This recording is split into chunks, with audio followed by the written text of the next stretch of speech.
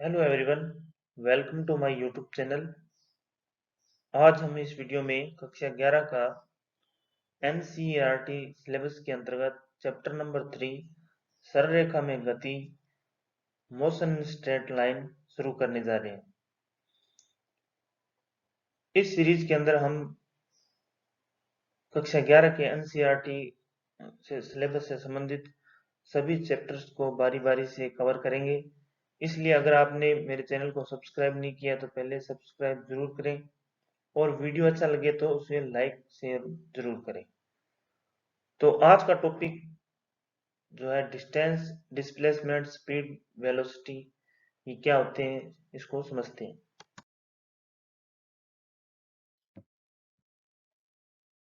जैसा कि हम जानते हैं हमारे चारों तरफ प्रत्येक वस्तु प्रत्यक्ष और अप्रत्यक्ष रूप से गतिमान होती है, जैसे हमारा चलना, दौड़ना, वाहनों की गति आदि। दैनिक जीवन में अगर अन्य उदाहरण देखें, जैसे हम जब नींद में होते हैं तो हमारे फेफड़ों में वायु का प्रवेश निष्कासन, हमारे शरीर की धमनियों एवं शिराओं में रुधिर का संचरण, पेड़ों से पत्ते गिरना, बहते हुए पानी को हम देखते हैं, तो वो सभी गति के उदाहरण हैं। मोटर गाड़ी और वायुयान यात्रियों को एक स्थान से दूसरे स्थान पर ले जाते हैं। पृथ्वी का सूर्य के चारों ओर घूर्णन इत्यादि हमें गति की ओर इंगित करते हैं। तो हम कह सकते हैं इन सभी घटनाओं में क्या हो रहा है, जब किसी वस्तु की स्थिति में समय के साथ परिवर्तन होता है तो इसे हम क्या कहते हैं, गति कहते हैं। और जब गति किसी सरल रेखा की अनुदिश हो तो इसे क्या कहा जाता है, सरल रेखीय गति। हम इस अध्याय के अंदर सरल रेखा की गति के बारे में जो है पढ़ने जा रहे हैं। उससे संबंधित जितने भी बिंदु है उसको हम क्लियर करेंगे। जैसे सीधे पथ पर चलना, इस अध्याय में हम वस्तु की गति के कारणों पर ध्यान न देकर केवल गति का अध्ययन करेंगे। यानी हमें यह नहीं ध्यान में रखना भी वो गति उसमें किस कारण से आई है, केवल गति के जो बिंदु है उस पर अपने को चर्चा करनी है। तो शुरुआत करते हैं। पहला बिंदु अपने पास दूरी। दूरी क्या होती है उसके बारे में अपने समझेंगे। उसके बाद अपने समझेंगे विस्थापन के बारे में। फिर अपने समझेंगे चाल क्या होता है, और चाल जो है दो प्रकार से है। औसत चाल क्या होती है उसको समझेंगे। तात्क्षणिक चाल क्या होती है उसको समझेंगे। फिर अपने पास आता है वेग। वेग क्या होता है, वस्तु में औसत वेग क्या होगा, और तात्क्षणिक क्या होता है, तात्क्षणिक वेग क्या होता है। तो इन सभी बिंदुओं को अपने बारी बारी से समझते हैं। तो दूरी और विस्थापन को समझने के लिए इस उदाहरण के माध्यम से अपने समझते हैं। कोई दो बिंदु ए और बी है, मान लेते हैं ये दो शहर है ए और बी। आपको ए से बी तक जाने के तीन रास्ते दिए हुए। एक रास्ता है 20 किलोमीटर, एक रास्ता है 15 किलोमीटर, और एक रास्ता जो है उसे जाने पर आपको 25 किलोमीटर की जो है दूरी तय करनी पड़ती है। तो दूरी वास्तव में क्या है, किसी वस्तु द्वारा वास्तविक पथ की लंबाई को क्या कहा जाता है, दूरी कहते हैं। यानी जहां से आपने चलना प्रारंभ कर दिया और जहां तक आप जाते हो, जितना पथ आपने चला है वो पथ की लंबाई क्या कहलाती है, दूरी कहलाती है। इसका एसआई मात्रक मीटर होता है, यानी इसको मीटर के अंदर अपने डिनोट करते हैं। यह एक अदिश राशि है, मतलब इसमें केवल परिमाण की आवश्यकता होती है, दिशा की आवश्यकता नहीं होती। दूरी का मान पथ पर निर्भर करता है, यानी जिस रास्ते आप चलते हो वो जो दूरी या लंबाई है वो क्या होगी, दूरी कहलाती है। तो जिस पथ से आप चले हो तो ये पथ पर जो है दूरी डिपेंड करती है, निर्भर करती है। अब इस डायग्राम के अंदर दूरी कौन सी है, तो देखते हैं बिंदु ए से बी तक जाने में वास्तविक दूरी जो है तीनों ही संभव है। यानी अगर आप ए से बी 20 किलोमीटर वाले मार्ग से जाते हो तो आपने जो पथ की लंबाई कितनी तय की, 20 किलोमीटर। और अगर ए से बी सीधा जाते हो तो आपको पथ की लंबाई कितनी दे रखी, 15 किलोमीटर। तो यहाँ जो दूरी है वो कितनी होगी, 15 किलोमीटर। इसी प्रकार अगर ए से बी इस तीसरे रास्ते से जाते हो जो कि 25 किलोमीटर है, तो आपने वास्तविक जो पथ कितना तय किया, 25 किलोमीटर तय किया। तो दूरी क्या हुई, वास्तविक पथ की लंबाई जितना आप तय करते हो। तो दूरी आपके द्वारा चली गई वास्तविक लंबाई होगी। अब विस्थापन क्या होता है उसको समझते हैं। किसी वस्तु की प्रारंभिक व अंतिम स्थिति, क्या कह रहा है, वस्तु की प्रारंभिक और अंतिम स्थिति की न्यूनतम लंबाई को विस्थापन कहा जाता है। अब इसको समझते हैं।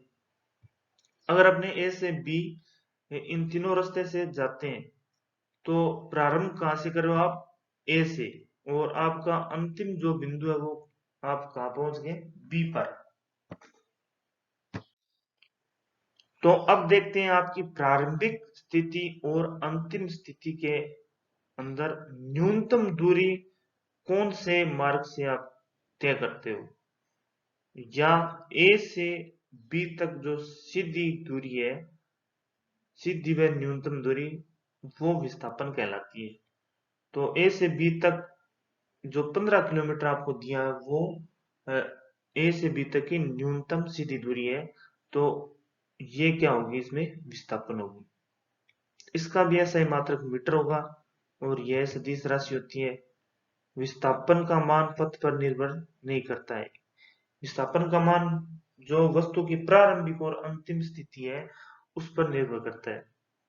तो इस हिसाब से ए से बी जो है विस्थापन का मान कितना होगा, 15 किलोमीटर, यानी ए से बी का न्यूनतम और सीधा जो मान जो है वो क्या होगा, विस्थापन कहलाता है।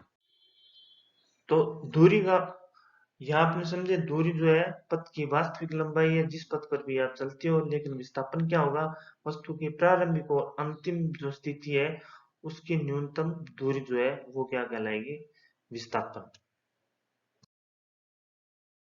अब इसमें एक महत्वपूर्ण बात को समझते हैं। दूरी का मान शून्य नहीं हो सकता और हमेशा धनात्मक होता है, जबकि विस्थापन का मान धनात्मक, ऋणात्मक व शून्य हो सकता है। देखिए समझते हैं किस प्रकार से। जैसे ए पर कोई वस्तु रखी हुई है और वह ए से चलकर बी तक जाती है, तो वह 15 किलोमीटर की दूरी तय करती है। तो ए अपना रेफरेंस पॉइंट है। अब बिंदु ए से बी तक जाने में अपने को ज्ञात करना है विस्थापन में दूरी कितनी होगी। तो बिंदु ए से बी तक जाने में दूरी कितना है, 15 किलोमीटर। और विस्थापन को समझने के लिए प्रारंभिक बिंदु और अंतिम बिंदु देखते हैं और इसके न्यूनतम बिंदु, न्यूनतम जो दूरी है वो देखते हैं। तो विस्थापन कितना होगा इसमें भी, 15 किलोमीटर। दूसरा है बिंदु ए से बी और बिना रुके बी से वापस ए पर आता है, ए से बी पर जाता है वापस ए पर आ जाता है। तो विस्थापन में दूरी ज्ञात कीजिए। तो दूरी देखिए, ए से बी पर जाने पर 15 किलोमीटर और बी से ए वापस ए पर आने पर 15 और 15 कितना, 30 किलोमीटर हो गया। लेकिन अब देखते हैं इसके प्रारंभिक भी और अंतिम जो स्थिति है वो क्या है। तो पहले ए पर था, अब भी ए पर आ गया, इसका मतलब इसमें विस्थापन कितना हुआ, 0 किलोमीटर। यानी वस्तु की जो प्रारंभिक और अंतिम अवस्था है वो सेम है, इसलिए विस्थापन क्या होगा, शून्य। अब देखते हैं तीसरी कंडीशन। बिंदु ए से बी और बिना रुके अब बी से सी तक जा रहा है, यानी अपने जहां से प्रारंभ किया था उससे दूसरी दिशा में जा रहा है, विपरीत दिशा में जा रहा है। तब क्या होगा, तब देखिए दूरी कितना हुआ, 15, 15 और 10, टोटल कितना किलोमीटर दूरी चला वो, वास्तविक पथ की लंबाई होगी 40 किलोमीटर। अब विस्थापन के लिए प्रारंभिक और अंतिम अवस्था देखते हैं। तो इसकी अंतिम अवस्था अब विपरीत दिशा में है। अपने चालू जो गति की जो शुरुआत वो ए से की थी, यानी जो रेफरेंस पॉइंट है वो ए था। तो इसका मतलब विस्थापन कितना हुआ, तो प्रारंभिक और अंतिम अवस्था देख लेते हैं, इससे अपने को परिमाण प्राप्त होगा। तो 10 किलोमीटर, और यहाँ पर ये -10 क्यों होगा, क्योंकि ये ए से विपरीत दिशा में आ गया, इसलिए ए के सामने वाली दिशा को अपने मानेंगे प्लस विस्थापन के लिए, और जब वे विपरीत दिशा में चला गया दूसरी तरफ मानेंगे माइनस। तो ये -10 किलोमीटर अपने को विस्थापन प्राप्त होगा। इससे एक बात और अपने समझते हैं।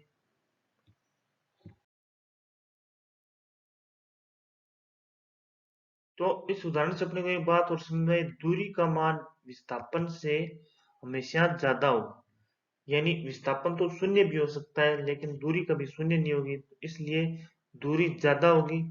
और जैसे ए से बी तक जाने में दोनों का मान 15-15 किलोमीटर में प्राप्त हो रहा है, तो इसका मतलब बराबर भी हो सकता है।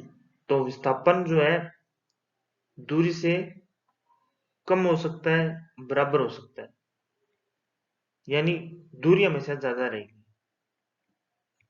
अब एक अन्य उदाहरण से और समझते हैं। जैसे कोई वस्तु ए से बी तक 5 किलोमीटर चलती है, बी से सी तक 12 किलोमीटर चलती है, तो अपने को बताना है इसमें दूरी और विस्थापन कितना होगा। क्योंकि अपने चित्र से ज्ञात हो रहा है ये एक समकोण त्रिभुज है, और समकोण त्रिभुज के अंदर अपने पाइथागोरस प्रमेय लगा सकते हैं। तो पाइथागोरस प्रमेय से ये जो कर्णभुज है वो 13 किलोमीटर प्राप्त होगी। तो ये अपने को ज्ञात करने की आवश्यकता क्यों पड़ी, तो देखते हैं।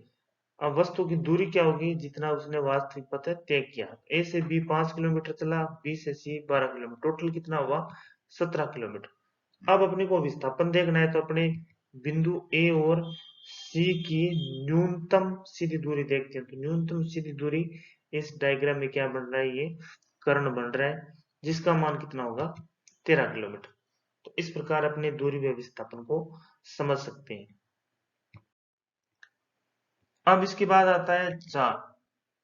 जैसे आपने छोटी कक्षा में पहले पढ़ा है इसके बारे में, चाल क्या होता है, दूरी बटा समय।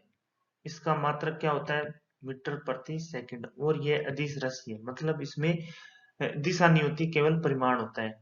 औसत चाल क्या होता है, औसत चाल होता है कुल दूरी बटा कुल समय। इसका सही मात्रक भी मीटर प्रति सेकंड होता है। ये अदिश राशि है, इसमें भी दिशा का ज्ञान नहीं होता, क्योंकि ये अदिश है, केवल परिमाण इसमें अपने को प्राप्त होता है। तात्क्षणिक चाल क्या होता है, किसी क्षण वस्तु की चाल को तात्क्षणिक चाल कहते हैं। इसका सह मात्रक मीटर प्रति सेकंड और अदिश राशि। अब ये औसत चाल तात्क्षणिक चाल को अपने इस प्रकार समझ सकते हैं। जैसे अपने कोई मूवी देखते हैं, तो लास्ट में अपने क्या बोलते थे कि मूवी ठीक ठाक थी, यानी एवरेज है। तो पूरी मूवी का रिव्यू अपने देखते हैं, तो वो क्या होता है, औसत होता है उसका। इसी प्रकार अपने गति के बारे में अपने अ, दो तीन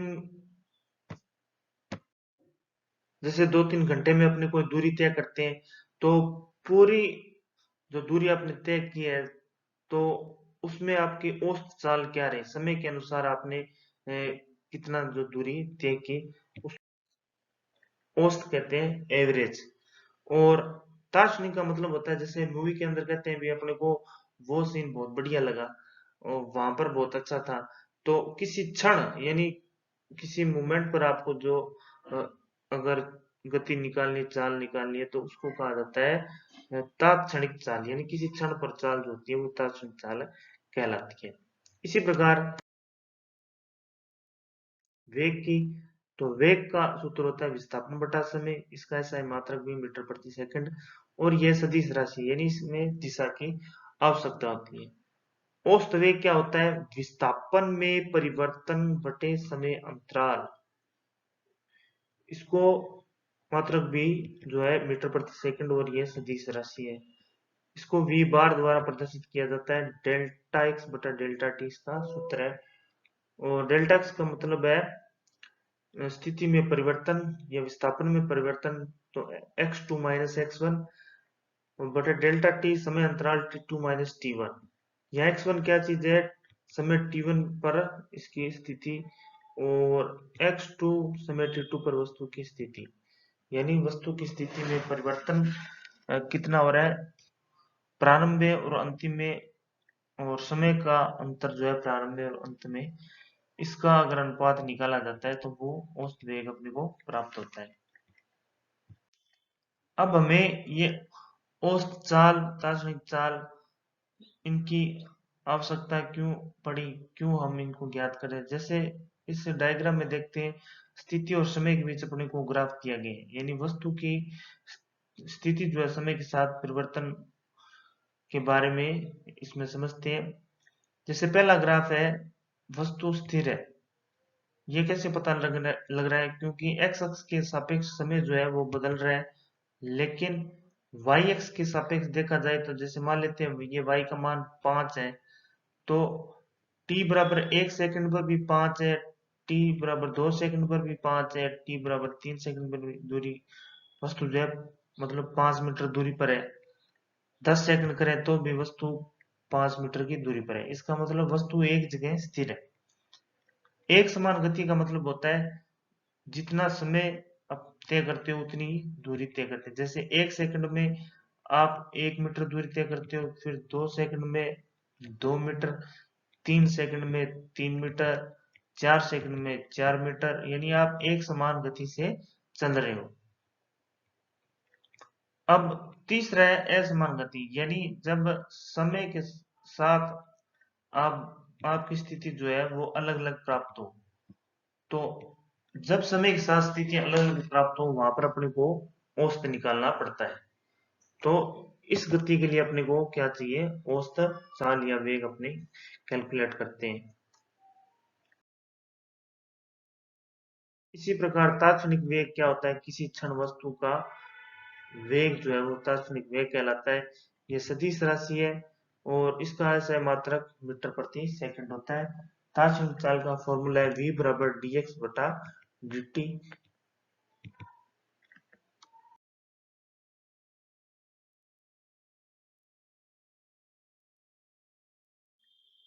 अब कुछ एग्जांपल देखते हैं अपने जो अपने एनसीईआरटी 11th की बुक्स में है। यदि कोई कार सररेखा सी बी रेखा के अनुदिश गतिमान है, कार सी से चलकर 18 सेकंड में बी पर पहुंचती है, फिर 6 सेकंड में ए पर पहुंचती है, तो अपने को ज्ञात करना है कार की औसत चाल वे वेग।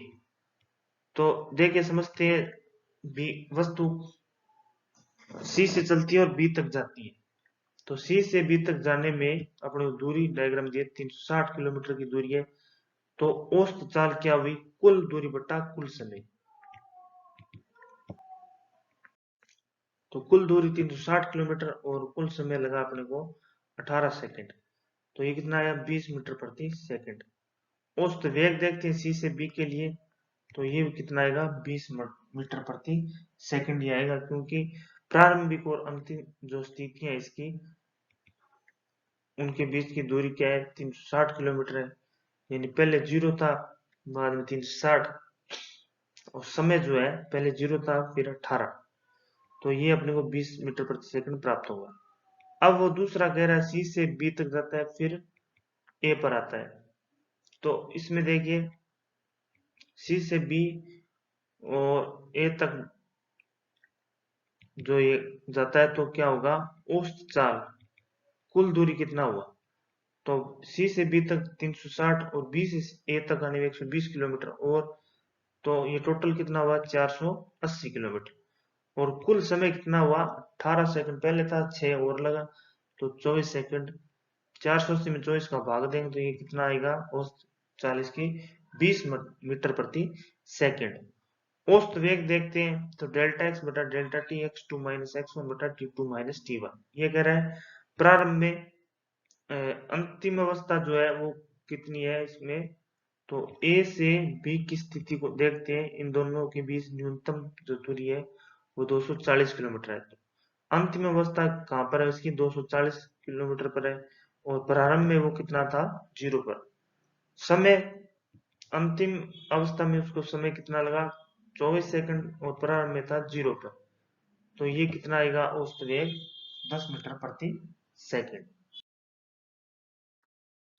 इसी प्रकार दूसरा एग्जांपल है इसमें, एक्स अक्ष के अनुदिश किसी वस्तु की गति निम्न सूत्र द्वारा प्रदर्शित की जाती है, एक्स बराबर ए प्लस बी टी स्क्वायर। यहाँ ए का मान 8.5 मीटर है और बी का मान आपको दिया है 2.5 मीटर प्रति सेकंड स्क्वायर। समय टी को सेकंड में व्यक्त किया जा रहा है। अब अपने को ज्ञात करना है टी बराबर 0 सेकंड तथा टी बराबर 2 सेकंड पर क्षणों पर वस्तु का वेग क्या होगा।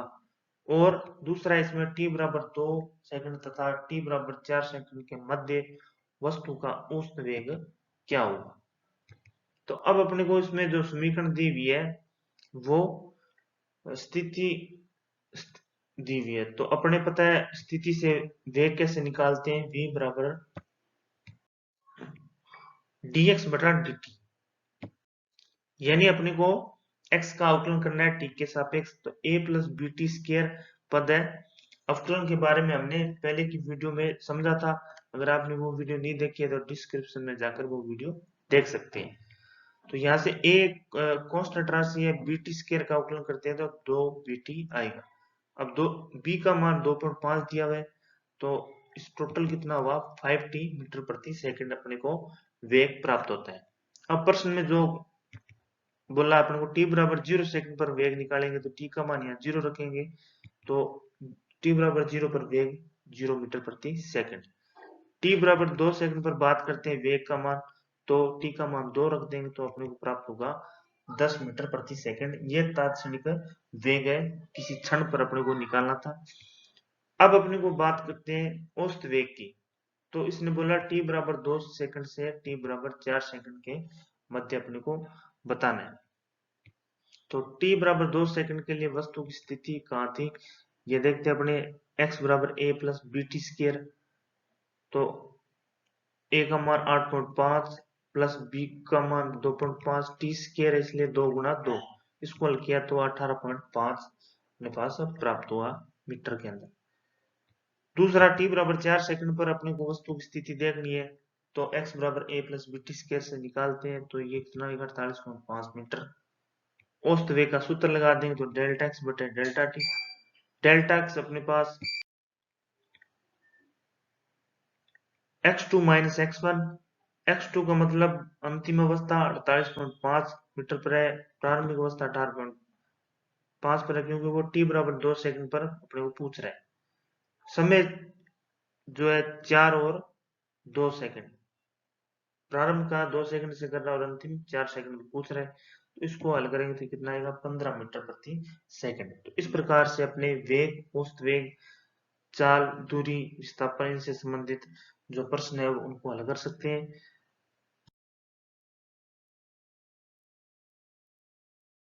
तो हमने इस वीडियो में दूरी, विस्थापन, चाल, वेग से संबंधित जो बिंदु है उनको अपने क्लियर किया।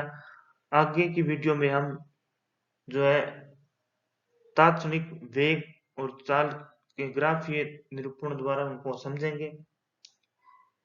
तो ये वीडियो अगर आपको अच्छी लगे तो इसे लाइक, शेयर और सब्सक्राइब चैनल को जरूर करें। Thank you.